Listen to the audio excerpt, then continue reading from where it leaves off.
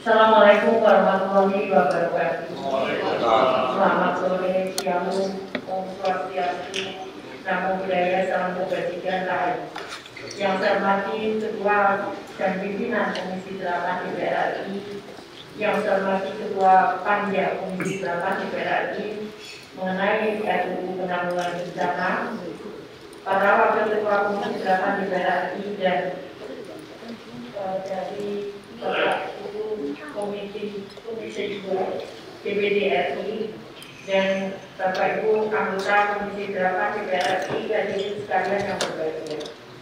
Mengawali pertemuan ini, marilah kita panjatkan puji syukur kehadirat Allah SWT yang telah melimpahkan rahmat dan karunia-Nya sehingga kami dapat memenuhi dalam rapat kerja Komisi 8 DPR RI dengan diri setia pada hari Selasa tanggal 5 Oktober 2021 dengan agenda pembahasan rancangan undang-undang tentang penanggulangan bencana. Pimpinan dan sidang, Bapak Ibu dan anggota Dewan yang terhormat serta hadirin yang berbahagia, bahwa kami ingin menyampaikan bahwa yang kami sampaikan saat ini adalah pokok-pokok pikiran, sedangkan narasinya memang akan kami tidak lanjuti kalau nanti di dalam pertemuan ini telah terjadi kesepakatan, karena kami memang secara detail belum memasukkan narasi secara lengkap karena kami khawatir waktu habis untuk pembahasan narasi, sehingga yang kami presentasikan adalah pokok-pokok pikiran yang menjadi analisa kami. Ada beberapa yang mungkin Bapak Ketua Panja dan Bapak Ibu sekalian juga Komisi 3, mungkin kami dari saya mengevaluasi dari nol hasil yang sudah dibahas. Mohon maaf sekali kalau nanti ada beberapa yang kami tambahkan. Sebagai contoh,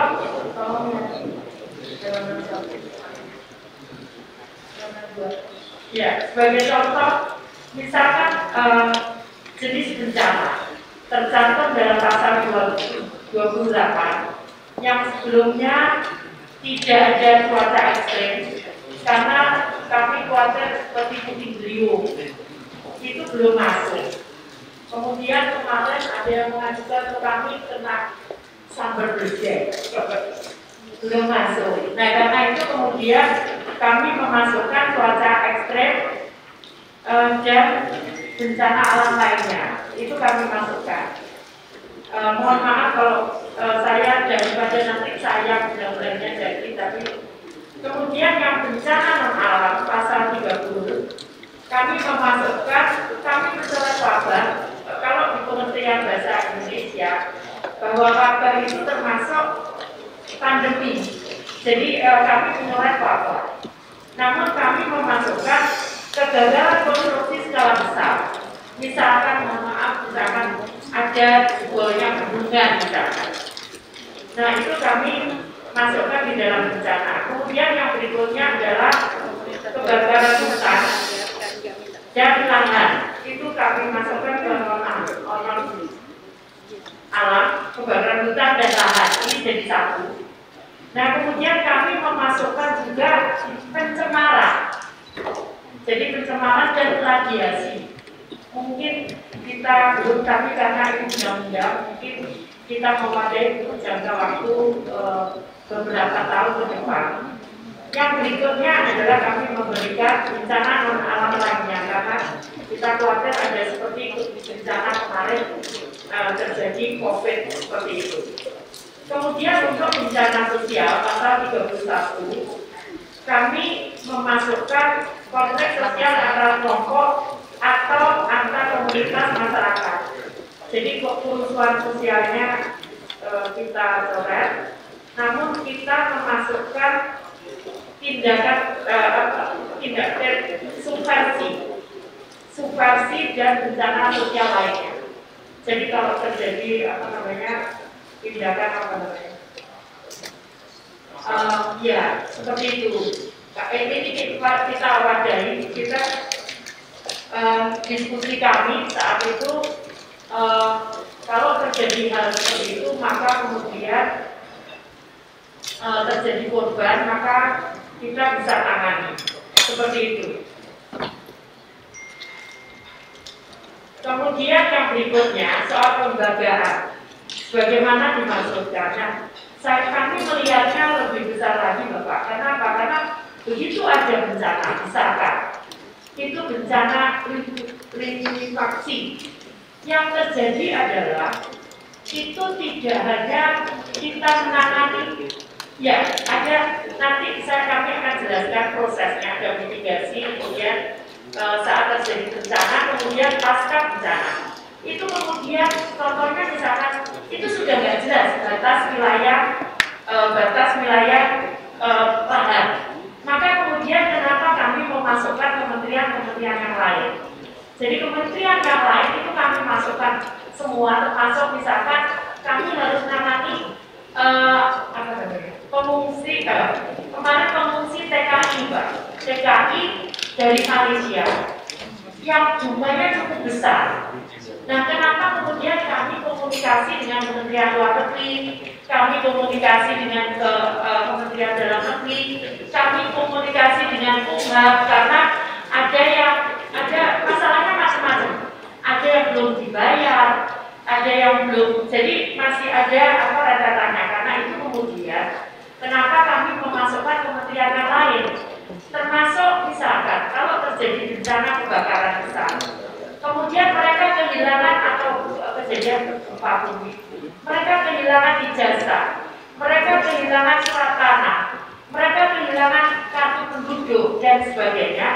Maka kementerian yang lain juga harus ikut membantu untuk menangani penyelesaian ini. Jadi karena itu kemudian kami mengusulkan seluruh beberapa kementerian yang kita usulkan, termasuk diantaranya TNI Polri, selain ada Kementerian Pertanian tadi soal apa, kemudian Kementerian Agama kalau itu ada salah, kemudian ada Kementerian Hukum tadi sudah saya sampaikan, kemudian ada Kementerian Luar Negeri, kemudian ada Badan Intelijen Negara, Badan Nasional Penanggulangan Bencana, Badan Nasional Penanggulangan Teroris, karena bencananya lengkap, ada 3 jenis bencana.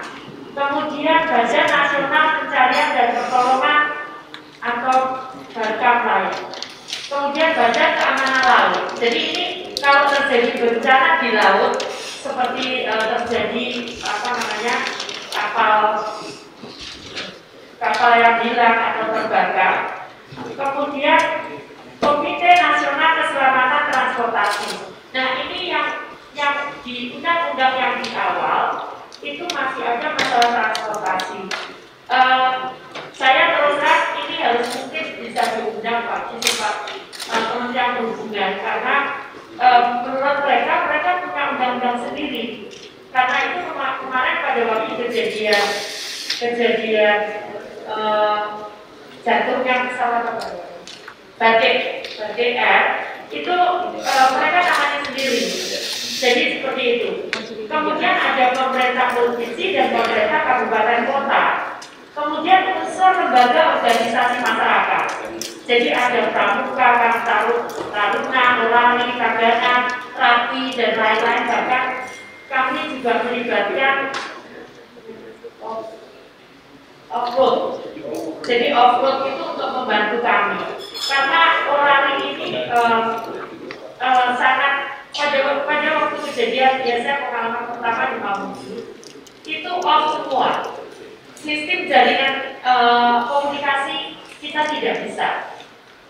Kemudian kejadian di NTT kami tidak bisa berkomunikasi. Kami dibantu oleh Orali untuk mengkomunikasikan antar jadi kami mereka dengan anggota Orali. Jadi seperti itu. Jadi kenapa kemudian kami mengusulkan kelembagaan itu lengkap di sini, karena tadi yang kami sampaikan bahwa tidak bisa kami sendiri. Jadi kenapa Kementerian Agraria dan Tata Ruang kenapa dilibatkan? Itu tadi Pak, begitu ada konflik pertanahan karena kemudian batasnya tidak jelas, maka kemudian karena di Kementerian agraria dan tata ruang itu ada titik-titik koordinat kepemilikan tanah, maka kalau mereka dilibatkan, maka kemungkinan kita akan bisa menangani lebih pasca, terutama pasca bencana, karena nanti kita akan bagi stagingnya dari mitigasi, kemudian ada tanggap darurat, dan kemudian pasca bencana. Jadi kenapa? Karena itu kami mengusulkan kementeriannya lengkap. Kemudian yang berikutnya adalah juga kalau misalkan terjadi misalkan bencana radiasi, maka kemudian kenapa kami mengusulkan menristek juga? Kenapa seperti itu?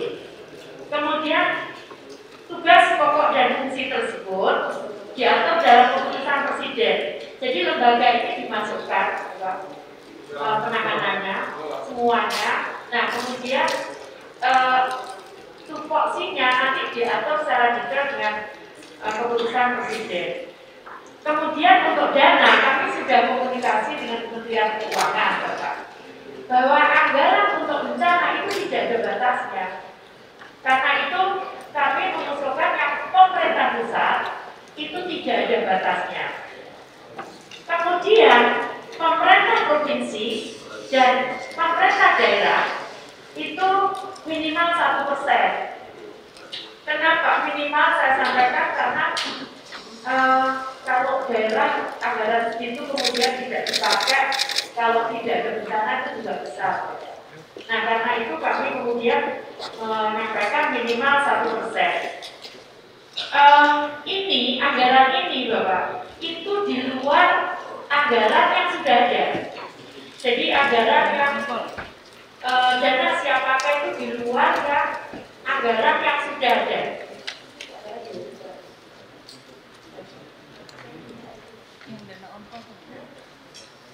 Ya, anggaran yang sudah ada. Kenapa demikian, Bapak? Kami juga mengusulkan untuk ada anggaran untuk mitigasi. Kenapa demikian? Karena kita lihat mulai Subang kemarin Bekasi, kemudian itu banjir semua sampai Pekalongan. Itu sebetulnya nanti itu karena sedimentasi dari sungai itu tinggi sekali, sehingga air kemudian tidak bisa masuk ke dalam sungai, sehingga kemudian mengenangi masyarakat, rumah-rumah masyarakat. Juga kemarin saya dengan Pak John di daerah Pariaman, itu juga sedimen daripada bendungan itu sudah terlalu tinggi, sehingga kapasitas bendungan menjadi berkurang, akhirnya kemudian melimpah kepada masyarakat. Nah nanti kami mengusulkan ada anggaran untuk mitigasi bencana yang sebetulnya itu pemeliharaan gitu. Nah, jadi mohon maaf Bapak, saya tambahkan saja karena saya lihat di NTT juga begitu. Jadi kalau saya ngomong ini bukan sungai, ini jalan, karena sungainya itu rata dengan jalan. Nah, sementara kalau jalan disampaikan Bu itu bukan sungai saya, itu sungainya pusat. Ada itu bukan sungai saya, itu sungainya provinsi, gitu.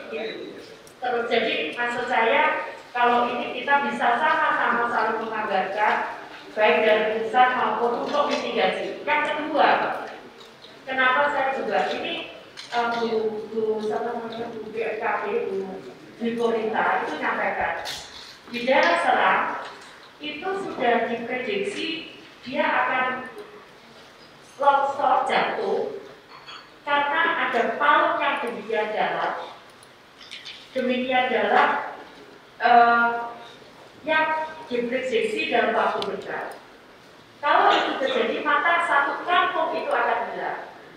Nah, kemudian Bu gimana ya Bu? Nah, saya sampaikan kita mungkin bicara dengan Pak Gubernur untuk masyarakat bisa dipindah di tempat yang aman. Nah, maksud saya itu termasuk di dalam mitigasi bencana. Jadi kenapa kemudian kami mengusulkan ada anggaran untuk mitigasi bencana. Nah, kemudian kami juga mengusulkan kembali Pak yang tadi Bapak sudah sampaikan, jadi kemarin katanya dicoret, mohon maaf saya kalau tidak. Untuk pelaksanaan tata ruang dan wilayah memenuhi pemerintahan risiko bencana, ini dihidupkan lagi, Bapak. Kemudian memastikan pembangunan gedung dan infrastruktur telah memenuhi teknologi dan peraturan terkait pencegahan bencana, ini juga dimasukkan lagi. Kemudian yang berikutnya adalah pembelian infrastruktur, ini yang tadi kami sampaikan. Kemudian ada evakuasi dan relokasi, itu dimasukkan di dalam kegiatan mitigasi. Jadi ada evakuasi dan pindah, kemudian ada relokasi juga, seperti itu. Jadi karena itu kami mengusulkan ada tambahan kegiatan evakuasi dan. Nah kemudian berikutnya adalah asuransi. Jadi kami diskusi bahwa ini hanya asetnya pemerintah daerah. Tapi kemudian kami mengusulkan itu bukan hanya pemerintah gitu yang mengasuransikan, tapi termasuk non pemerintah. Nah, nanti pengaturannya mungkin bisa diatur, Pak. Kalau misalnya masih berat swasta, tapi bahwa itu ke depan seperti itu supaya saat terjadi sesuatu maka kemudian mereka bisa mendapatkan asuransi dari sini. Jadi bukan hanya aset pemerintah. Kemudian yang berikutnya adalah tanggap darurat. Jadi tanggap darurat itu kami mengusulkan penjelasan sarana prasarana vital itu termasuk di dalamnya sarana komunikasi. Karena begitu tidak ada komunikasi, jadi artinya apa? Mungkin kalau kemarin kejadian di NTT, kami tidak bisa komunikasi sama sekali, sehingga dan itu cukup lama sehingga kami kesulitan untuk melakukan evakuasi. Kemudian yang kemudahan dan akses evakuasi, jadi pasal 56 ayat 1 ini kami menambahkan pencarian, pertolongan dan penyelamatan korban. Jadi di awal memang sudah dilakukan itu. Kalau jadi pasal 57 itu hilang karena sebetulnya ini sama gitu. Ini sama menurut saya, sama dengan pasal 56. Hanya di sini urut-urutannya itu, urut-urutnya saya mau sampaikan. Gimana mungkin kamu pengadaan barang jasa kok nggak turutin orang dulu? Akhirnya kemudian bagaimana ini bisa menjadi satu pasal. Kemudian di dalamnya ada pasal, ada ayat pencarian, pertolongan dan penyelamatan korban. Itu dinaikkan ke atas. Jadi dinaikkan ke atas, menurut saya ini jauh lebih penting dibandingkan urutannya dibandingkan di bawah. Mohon maaf loh Bapak itu kalau terlalu banyak. Karena saya berharap ini undang-undang bencana ini bisa lebih baik dan bisa lebih. Kemudian penentuan status dan jangka waktu darurat. Jadi kalau di sini Pak, itu takut saya ditetapkan saja status darurat bencana, tapi kemudian jangka waktunya itu tidak ditetapkan karena harus membuat proses baru. Jadi bencana kemudian ada kajian. Nah kalau kita misalkan kondisinya berat ya dikira misalkan 3 bulan. Nanti kalau misalkan itu baru diperpanjang. Jadi kalau melakukan kajian dulu rasanya kalau bencana ya sudah terlambat. Jadi maksud saya tidak perlu kajian, sudah ditetapkan bahwa ini darurat bencana, kemudian butuh waktu jangka waktu misalkan 2 bulan itu ditetapkan langsung. Nah kalau nanti kurang ya diperpanjang lagi seperti kejadian di Mamuju seperti itu. Kemudian yang berikutnya adalah kelompok rentan. Jadi saya membaca ini, menurut saya ini sama dengan yang yang lain. Nah, tapi di sini ada difasilitasi khusus sesuai dengan kebutuhan dan keamanan serta kenyamanan. Jadi contohnya misalkan ibu hamil, kalau nanti di ditangani hanya ini, itu sama sebenarnya ini adalah semuanya. Yang awal itu jadi prioritas dilakukan penyelamatan, evakuasi, pengamanan, pelayanan kesehatan, ini semuanya.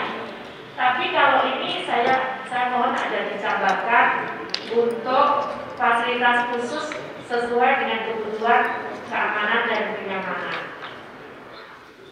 Karena tadi di awal sudah ada, jadi pada saat penanganan bencana itu sudah ada pencarian dan penyelamatan korban bencana, maka di pasal 62 transisi itu yang pencarian dicoret karena sudah di awal.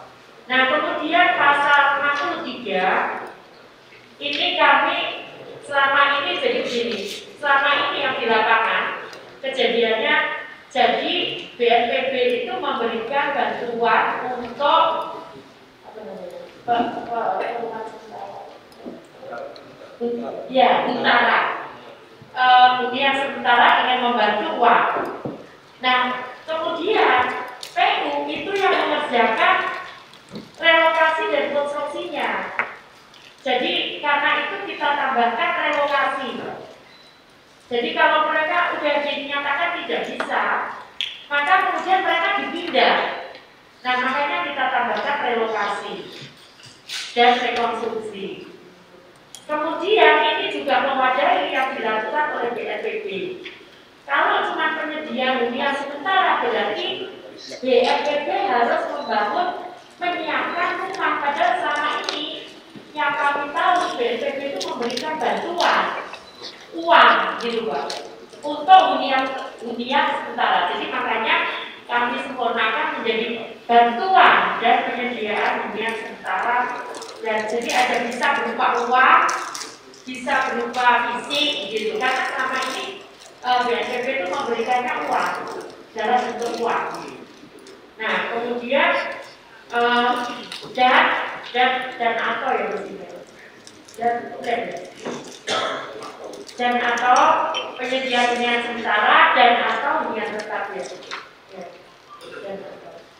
Demikian Bapak penjelasan kami. Jadi mohon maaf agak banyak, tapi mudah-mudahan bisa. Terima kasih. Terima kasih Bu.